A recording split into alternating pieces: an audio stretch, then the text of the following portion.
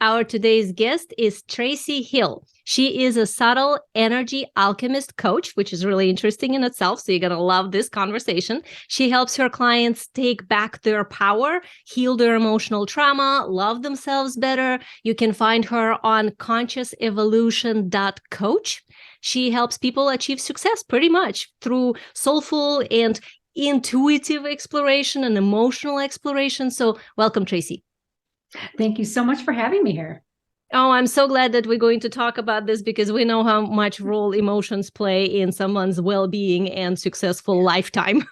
Absolutely. Yeah. So let's start by talking a little bit about what does the subtle energy alchemist do? Like you have your own kind of a specific flavor of working with energy. So what does that look like and how does it, what's the experience for the clients?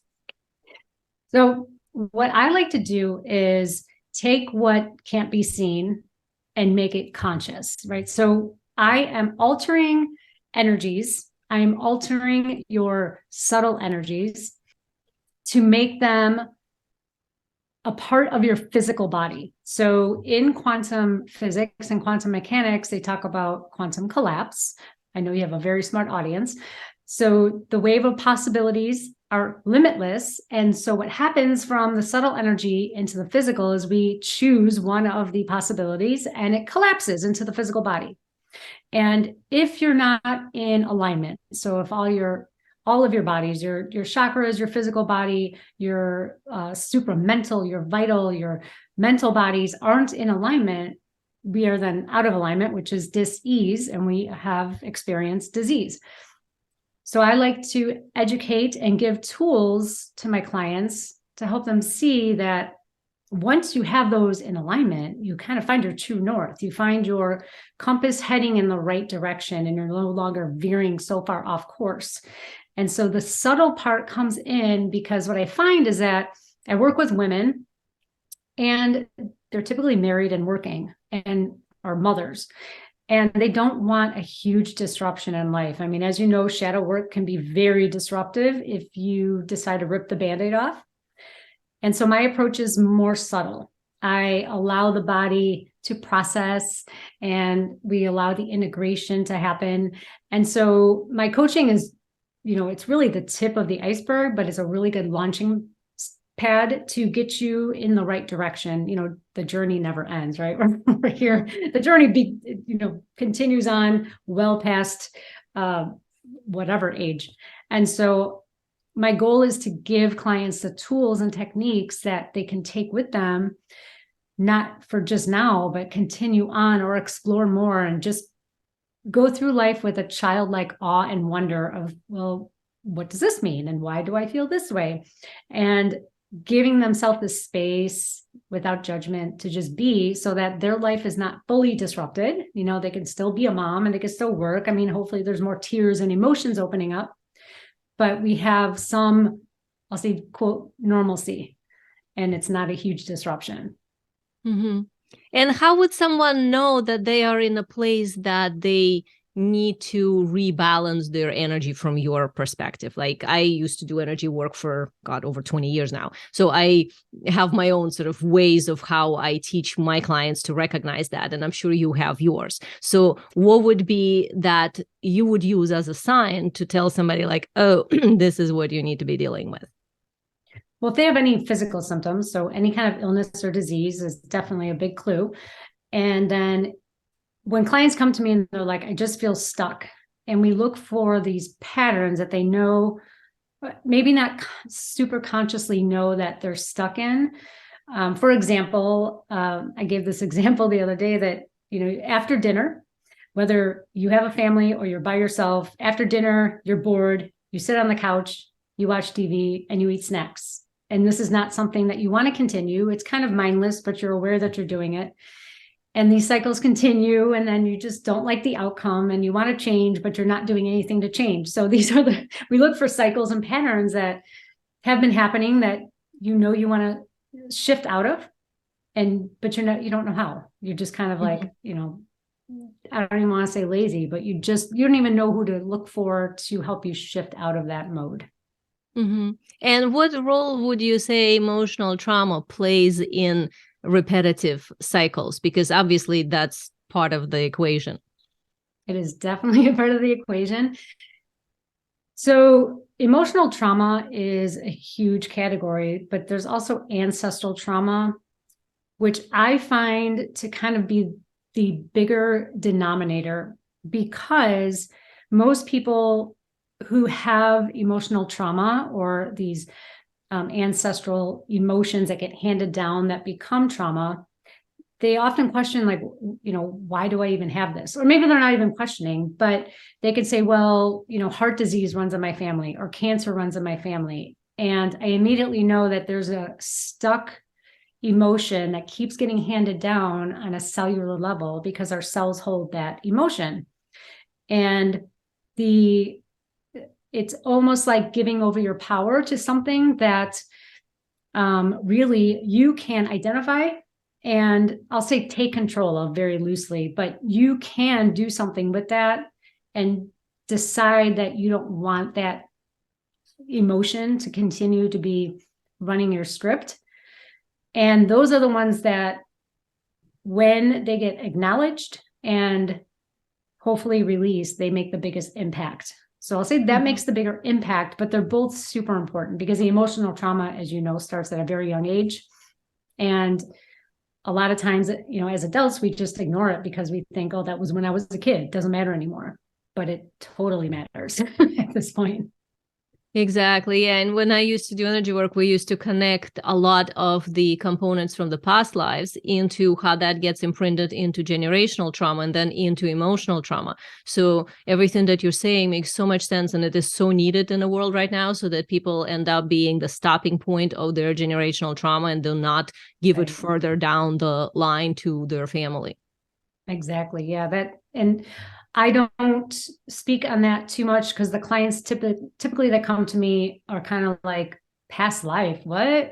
So, but I completely agree. Everything is connected. Everything is energy. Nothing is created nor destroyed. So that line, and part of my issue in this lifetime has been from many different lifetimes that have kept coming down. And this was like, one of the worst of them all. So understanding that, it helps you to be able to take back your own personal power, which I feel like, especially right now, is people are missing that piece where they feel like, well, everything is out of my control. So I'm handing over my health, my mental health, my spiritual state to this person. So whether it's a doctor or a politician or someone who they feel has the answer, when really the answer is inside of you.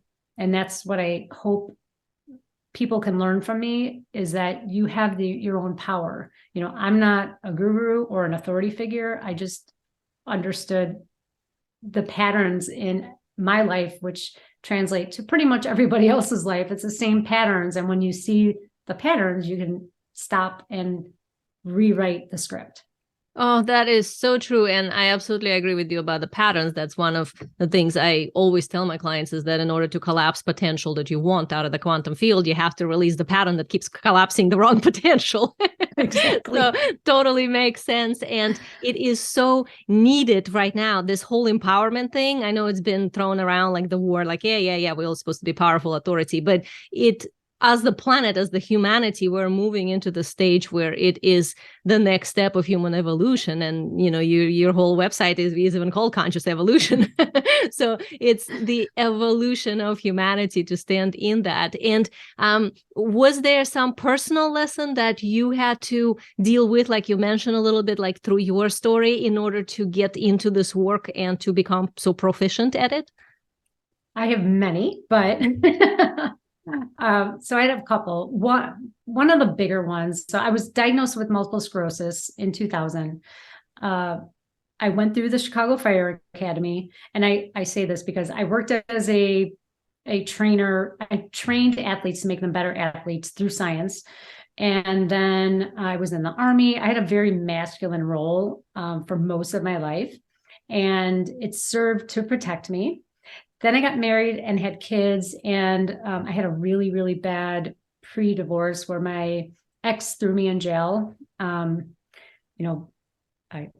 all charges were dropped because it was false statements. But while I'm sitting in my jail cell, because it was 24 hours I was sitting in jail, I was freezing, I was hungry, I was scared, I didn't have my kids, I was very confused. And I sat there thinking, I could go one of two ways right now. I could either become the victim, roll over, and woe is me and feel bad for me, or I can decide to take back my own power. I can decide to be who I want to be, think how I want to think, feel how I want to feel. And right now, I like in that moment, I wanted to just hate him. But I thought that doesn't help anybody. And it took a lot of work, but I decided to rise up out of that and create my own reality. And in doing so, I mean, I was already on the path of healing, but I'm funny, but I'm grateful for the moment of being in jail and realizing that no one else has the authority over me to tell me how to feel. I choose how to feel in each moment. And in this very moment, even though I'm sitting in jail, I'm fine. I'm okay. Like nothing is happening right now. I'm just sitting here. So it's this really big realization that, okay, if that's the case, then in any moment that, feels really challenging, I can choose to change my perspective on it and choose to do something that I have control over to change the whole situation or the outcome and the path. And that helps rewrite the circuit board that keeps running, right? So if I chosen to not rise out of it, I would have been in victim mode. I was already diagnosed with MS. I had all these other things, and I could have chosen to be a victim again. But I said, no, that's not how this works. That's not this lifetime. Yeah, that is a very powerful story. And sometimes the lessons are very dramatic and obvious, kind of like in your situation.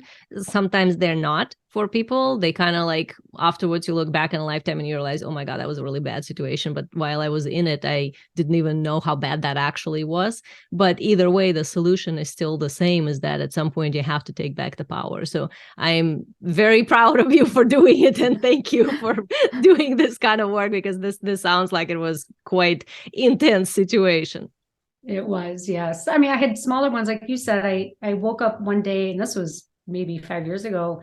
I never nap, and I happened to nap during the daytime, and I woke up bawling my eyes out, and I had this intense feeling of a fear of abandonment.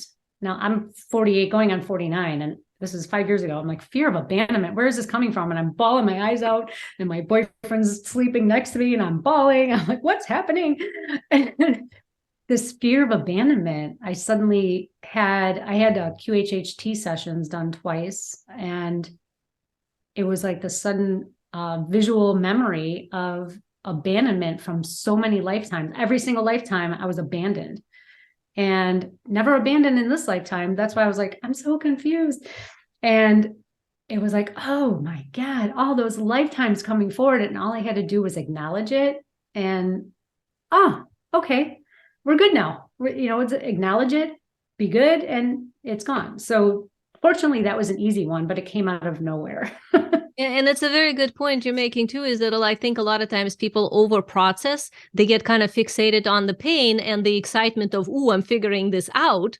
And then they dive in and just kind of like live in the processing as if they're born to fix themselves. And my philosophy is that we're not broken. We don't need to fix ourselves. We just need to remember who we are. So everything that you're saying about taking back the power, it's like, it's actually a choice. It's a decision. It doesn't have to be some agonizing processing over a very long period of time. It could be a cathartic moment, but not necessarily a prolonged experience. Would you agree?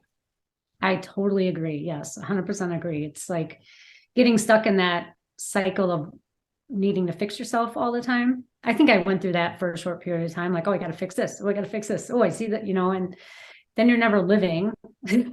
So it's, like you said, it's acknowledge it. And then there's nothing wrong with you. It's just, you want to become a better human. And that's all you're trying to do, is be a better human every day, every moment, every choice you have. You can choose to be a better human, or you can choose to stay where you're at, or be a worse human. Pick your path. But every choice should be toward growth and expansion. And that's where I sit. Like I love to see people grow and expand and explore and have these moments of like, oh, well, why do I think that way? Always questioning. We should always be questioning everything. Because when we don't question, then again, we get stuck in that victim mode.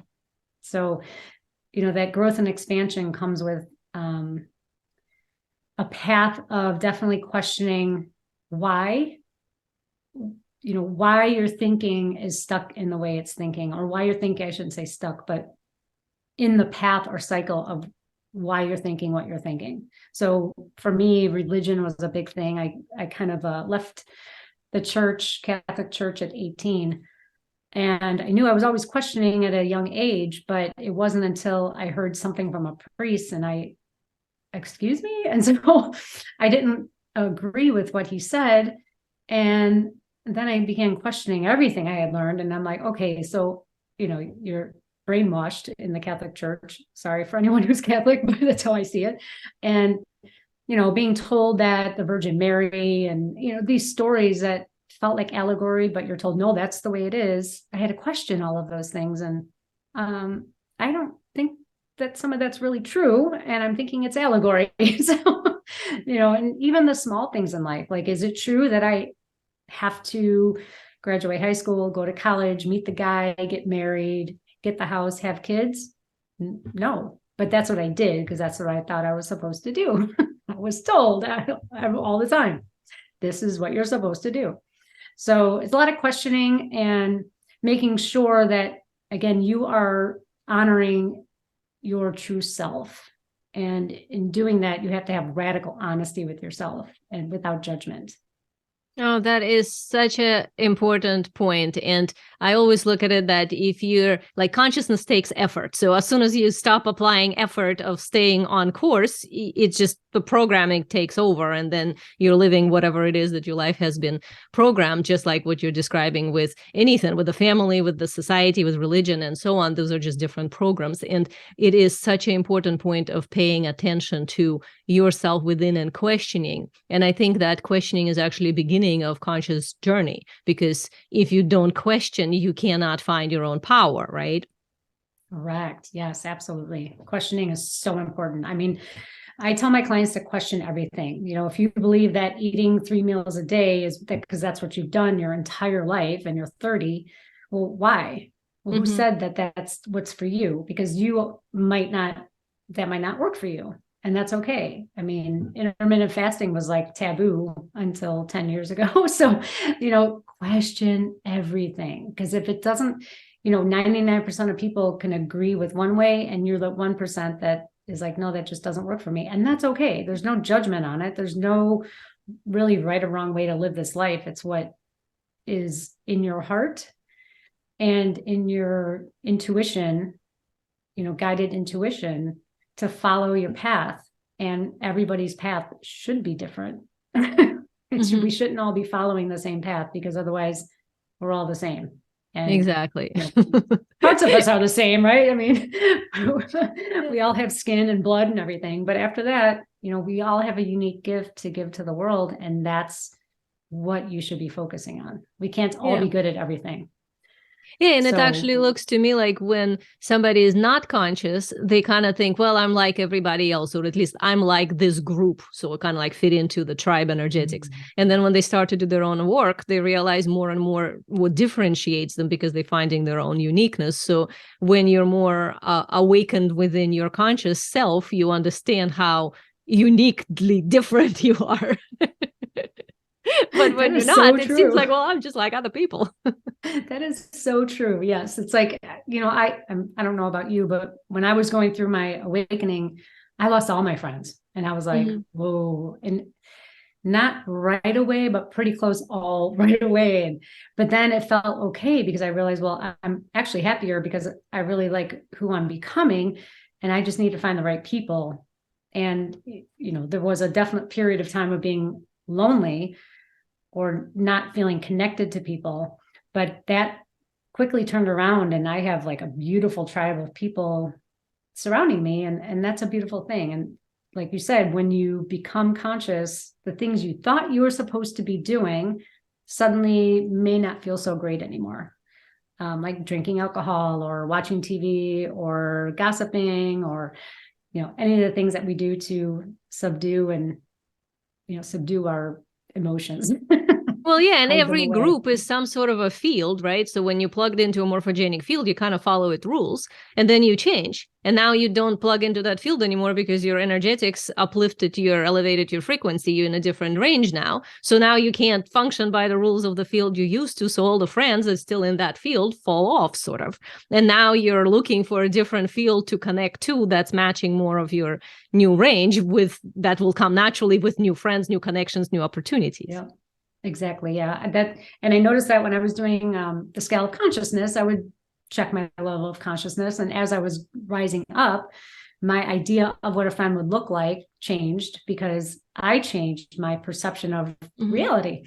And so as you continue to climb that scale, your field of energy changes and shifts to a higher frequency, and therefore you bring in the higher frequency, which is obviously your people know that is manifestation, right? So we want to raise our vibration in order to attract more of that which we desire.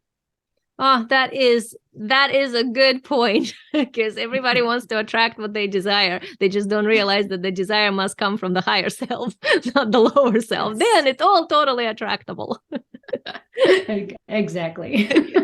Yeah. Speaking of attracting and growing, where do you see yourself and your business in, let's say, a couple of years from now? Well, so I'm getting close to retiring from the fire department, and I am going back to school to get my doctorate in integrative medicine. And so as I continue to coach, I will also be a doctor at some point, and pretty much using frequency as my energetic guide and blueprint for helping people integrate all of those bodies, the subtle bodies and the physical body, into a balance, a harmony, so that we can have pure love, joy, peace, all the goodness, all the juicy goodness that we all want, and all in alignment, so that you're sharing a gift with the world. And sometimes that gift is small or huge or whatever it is. And you're sharing your gift with the world. You're waking up with purpose and passion every day. And you're thriving in life, not just living and surviving, but thriving in life. And just so excited to be here on this planet at this amazing time. Well, it's such a cool mission you have in life. I mean, this is, I'm sure your clients are very happy to have you as their guide, because this is such an empowering component of just like walking through a journey where sometimes it's, people can walk on their own, but it's much nicer to have somebody next to them who can kind of support. Like, I get a feeling, and correct me if I'm wrong, that you're not telling them what to do. You're kind of guiding them to find their own answers, right?